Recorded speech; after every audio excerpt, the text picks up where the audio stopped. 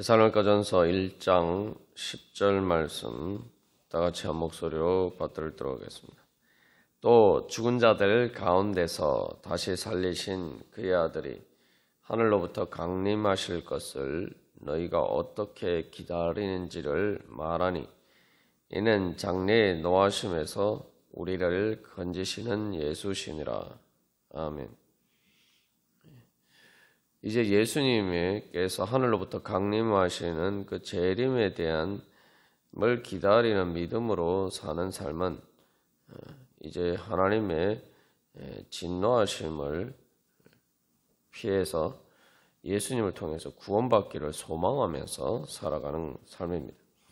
그래서 우리가 이 1장 10절 말씀, 특별히 하나님의 진노에 대해서 특별히 자세하게 살펴본 것은 우리가 그것을 제대로 깨달아 알아야지 우리가 우리의 문제를 알고 왜 우리에게 구원이 필요한가, 또 어떻게 하나님께서 그 진노하심 가운데 그것을 통해서 오히려 우리를 구원하시는 은혜를 베풀어 주시는가, 우리가 그것을 제대로 알고 우리 자신에게 적용하기 위해서 특별히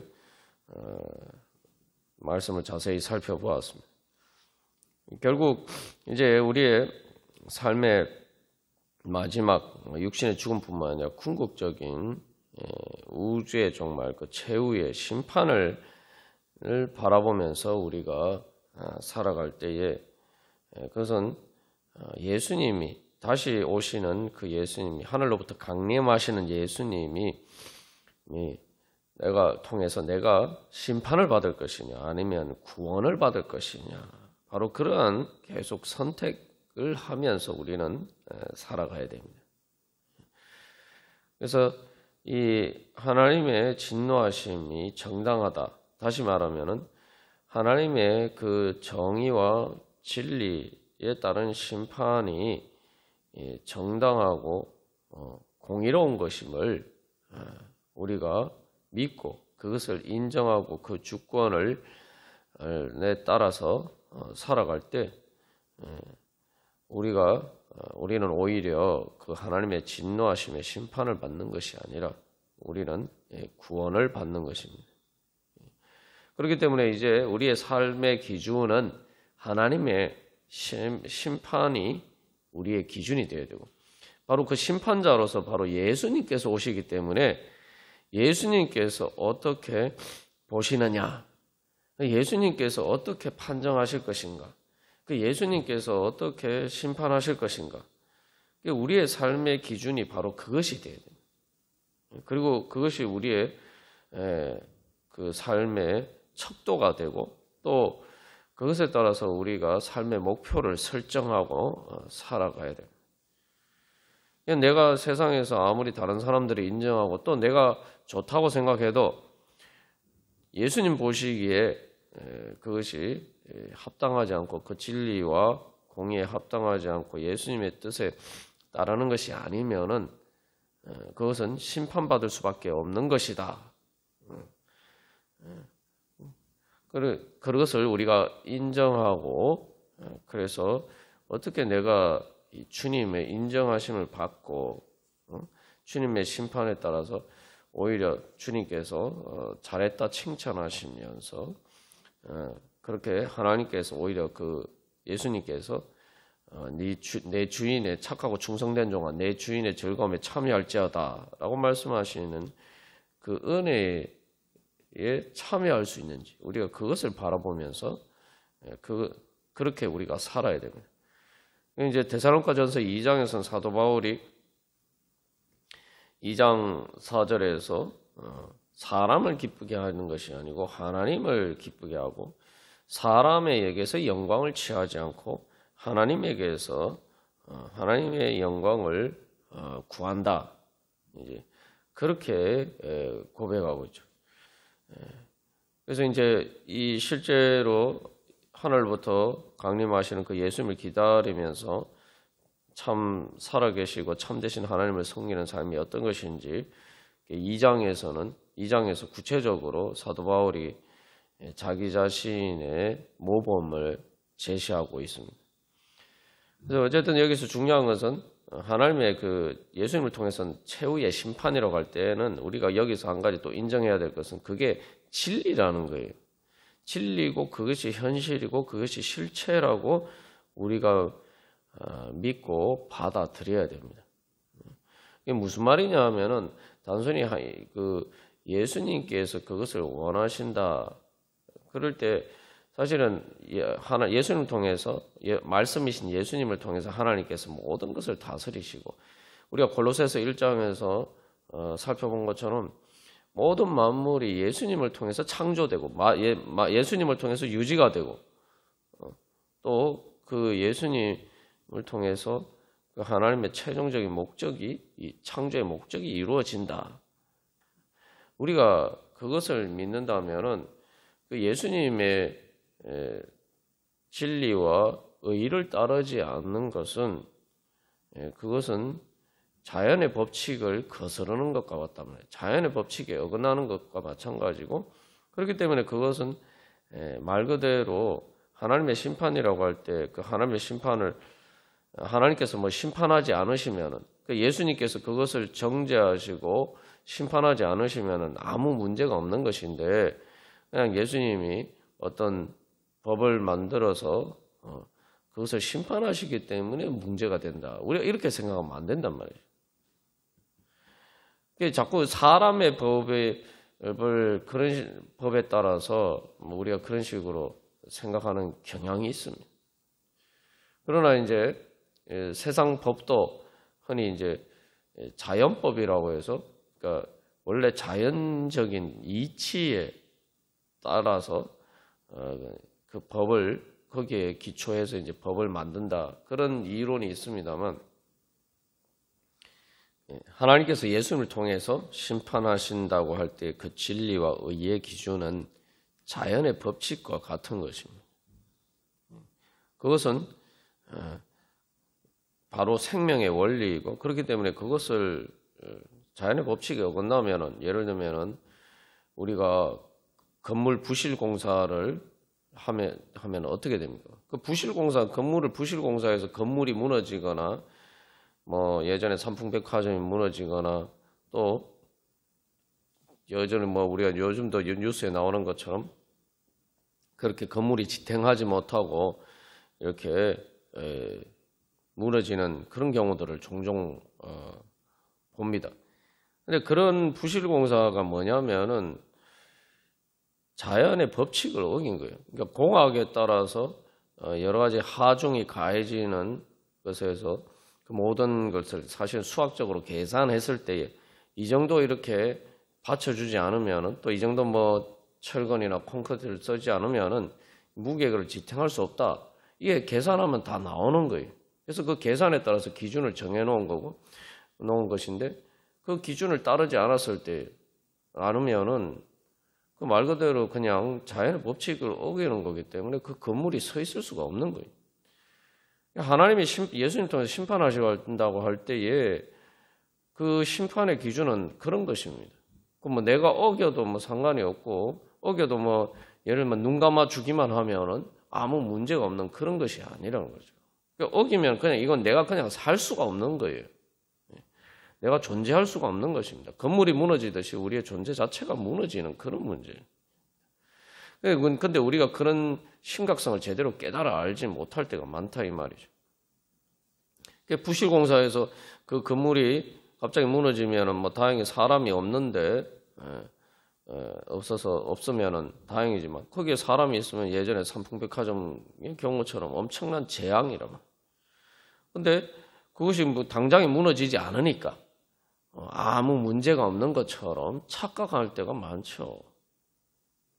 우리도 마찬가지입니다. 그래서 우리가 주님의 뜻을 따르지 않고 주님의 진리와 정의를 따라서 우리가 살지 않으면 당장에는 마치 부실 공사를 한 것처럼 당장에는 아무 문제가 없는 것처럼 보이지만 우리가 하늘부터 강림하신 예수님의 그것을 소망하면서 기다리면서 산다는 것은 그것이 지금 당장의 눈앞에 결과가 나타나지 않지만 결국은 우리가 그것을 피할 수가 없다.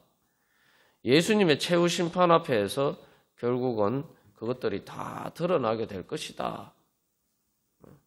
우리가 그것을 인정하고 받아들이고 그것에 따라서 살아야 되는 거예요. 쉽게 말하면 우리의 삶을 부실공사하지 않고 제대로 하나님의 진리와 의에 따라서 우리의 삶을 세워가야 되는 거예요. 예수님께서 비유로 잘 우리에게 보여주셨죠.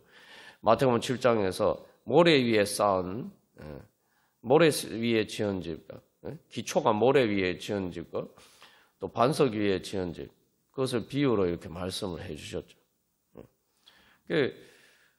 우리가 결국 실제로 예전에 미국 플로리다에서도 모래 위에 쌓아서 저기 해변가에 그 건물이 결국은 침식이 되어서 결국 갑자기 무너지게 되는 이제 그런 일도 우리가 봤습니다만, 우리가 계속 그래서 예수님의 강림하심을, 그래서 하나님의 진노하심이 예수님을 통해서 최후 심판으로 나타나기 때문에 결국은 우리가 그것을 그 주님의 진리와 의의 기준에 따라서 우리가 살아야지 내가 살 수 있다. 그렇게 우리가 살아가면 우리는 반석 위에 집을 지은 것과 같아서 주님께서 오히려 주님의 심판 앞에서 결국은 모든 것이 다 드러날 때 우리는 구원받을 자로서, 구원받는 자로서 드러나게 된다는 것이죠. 그렇지 않으면 하나님의 진노하심을 결국은 드러난다는 것이죠. 그래서 하나님의 진노를 어떻게 하면 하나님의 진노를 피하고, 그래서 하나님의 예수 그리스도를 통한 그 구원을 소망하면서 그 기준에 따라서 살아가는 것이 바로 이제 성도의 삶이고, 그것이 바로 하나님을 믿는 믿음 가운데서 예수님을 따라 살아가는 삶입니다. 그래서 하나님의 진노를 피한다는 관점에서 우리가 하나님을 섬기면서 사는 삶을 하나님을 경외하는 삶이다라고 이야기하고, 하나님이 그 진노하심을 통해서 죄와 사망의 악한 권세를 멸하시고 우리를 구원하시는 관점에서 보면은 이제 우리가 이 하나님을 구원을 소망하면서 하나님을 사랑하면서 살아가는 것이 이 하나님을 섬기는 것이죠. 그래서 이러한 이 데살로니가전서 1장 10절에서 이야기하는 이런 삶의 자세에 대해서 시편, 구약에서 시편 2편에서 그것이 어떤 마음의 자세인지 삶의 자세인지 잘 보여주고 있습니다. 시편 2편에서는 하나님이 이제 그의 왕을 세우시는데, 시온에 세우시는데, 그 왕을 하나님께서 세우신 바로 그 하나님의 메시아, 그 왕을 기름 부음 받은 자를 따르는 사람은 복을 받을 것이지만, 그러나 그렇지 않은 사람, 오히려 그것을 대적하고 순종하지 않고 그 권세와 주권을 인정하지 않는 자들은 하나님의 진노하심을 받을 것이다. 그렇게 되어 있어요. 이게 뭐 시편 2편뿐만 아니라 구약에서도 우리 계속 반복되는 주제인데, 근데 그래서 그 하나님의 그 왕을 하나님께서 세우신 왕을 대적하지 않고, 이제 신약적인 개념으로 하면 메시아 그리스도죠. 예수님이죠. 바로 그 예수님을 대적하지 않고 예수님을 왕으로, 그래서 주님으로 고백하고 섬기는 자들에 대해서 이렇게 이야기하고 있습니다. 시편 2편 11절에서 여호와를 경외함으로 섬기고 떨며 즐거워할지어다. 그리고 12절에서 그의 아들에게 입맞추라. 그렇지 아니하면 진노하심으로 너희가 길에서 망하리니 그의 진노가 급하심이라. 여호와께 피하는 모든 사람은 다 복이 있도다. 2장 시편 2편 11절에서 여호와를 경외함으로 섬기고, 경외한다는 건 두려워한다는 말인데, 하나님의 진노하심을 받을까, 그것을 두려워해야 하는 거죠. 쉽게 말하면 앞에서 예를 든 것처럼 이게 이제 부정적인 의미에서 두려움이 아니에요. 어떤 두려움이냐면, 내가 이거 제대로 그 설계한 대로 원칙대로 해서 내가 하지 않으면, 내가 부실 공사를 하면은 야, 이거 건물이 무너져서 큰일 날 수 있겠구나, 큰일 나겠다, 그걸 두려워해야 돼요.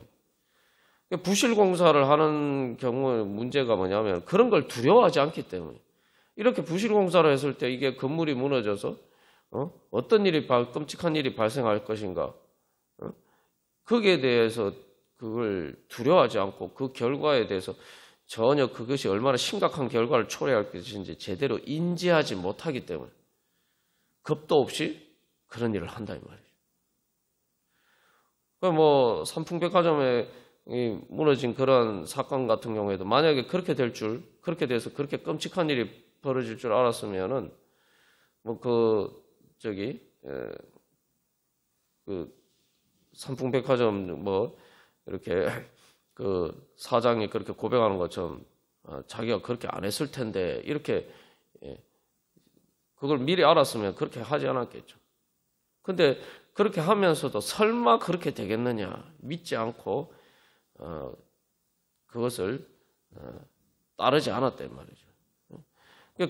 그래서 그것은 사실은 어린아이가, 아직 뭘 잘 모르는 그 아이가 내가 뭐 뜨거운 것에 손을 대면 내가 어떤 일이 나에게 발생할 것이다, 이런 위험성을 전혀 인지를 못하는 거하고 비슷한 겁니다. 우리가 영적인 감각이 무디어져 있고 영적인 감각이 둔해져 있으면은 내가 주님을 따르지 않으면 내 삶이 어떻게 될 것인가에 대해서 전혀 어떤 그 위험성을 깨닫지 못한다 이 말이에요. 하나님을 경외하는 것은 그걸 아는 거예요. 그래서 하나님을 따르는, 주님의 그 진리와 의를 따르지 않으면 내가 말 그대로 여기 시편 2편 12절에서 길에서 망한다. 말 그대로 길에서 망한다. 그래서 하나님의 진노가 급하십니다. 그래서 그것들이 하나님께서 오래 참으신다고 자꾸 이렇게 하나님을 우습게 여기고 그렇게 계속 불순종하면은 결국은 어느 순간인가 내가 예상하지 못한 순간에 결국 그러한 파국적인 결과를 초래한다는 거예요. 그걸 두려워해요. 그래서 이 경외함이라는 게 두려워한다는 건데, 그 다음에 뭐라고 해요? 떨면서 즐거워할지어다. 이게 사실은 이제 뭐 모순적인 것처럼 보이지만 하나님의 진노하심을 두려워하면서 바로 내가 그 주님의 뜻에 따라서 살면은 그 다음엔 오히려 이제 하나님의 진노하심을 받는 게 아니고 구원을 받고, 그래서 시편 2편 12절에서 마지막에 고백하는 것도 여호와께 피하는 모든 사람은 다 복이 있도다. 오히려 복을 받는단 말이죠. 건물을 부실 공사하지 않고 잘 튼튼하게 잘 지으면 그것을 통해서 또 많은 사람들이 그 안전하게 그 건물에서 삶을 영위할 수가 있는 거예요. 우리가 하나님 앞에서 그렇게 주님의 뜻에 따라서 우리의 삶을 잘 세워가면은 바로 하나님께서 우리에게 영원한 하나님 나라에서, 그 하나님 아버지의 집에서 행복하게 살 수 있게 되는 것이죠. 그러니까 이제 그런 소망으로 이제 내가 가지면은 성령의 기쁨으로 즐거워하게 되는 것이죠. 그게 바로 하나님의 장래의 노하심에서 우리를 건지시는 예수님을 바라보고 소망하면서 살아가는 삶입니다. 그렇기 때문에 우리가 그런 소망 가운데 살아갈 때에 우리 마음에는 그래서 늘 하나님을 경외하면서 또 하나님을 사랑하면서, 그렇기 때문에 하나님을 더욱더 사랑하고 내가 하나님을 기뻐하면서 예수님을 기뻐하면서 그렇게 살아가고, 그 가운데서 우리가 천국의 행복을, 예수님 재림하실 때 이루어지실 그 구원을 우리가 이 땅에서 그 소망 가운데 미리 누리고 체험하고, 그리고 그 은혜 가운데 살아갈 수가 있을 것입니다. 우리가 그래서 예배라는 것도 바로 그러한 믿음으로 주님 앞에 예배 드릴 때 영과 진리로 드리는 예배가 되고 그것을 통해서 우리는 하나님께서 주시는 또한 새로운 은혜를 와 축복을 얻을 수 있을 줄 믿습니다. 우리 그런 소망을 가지고 다 같이 기도드리시겠습니다.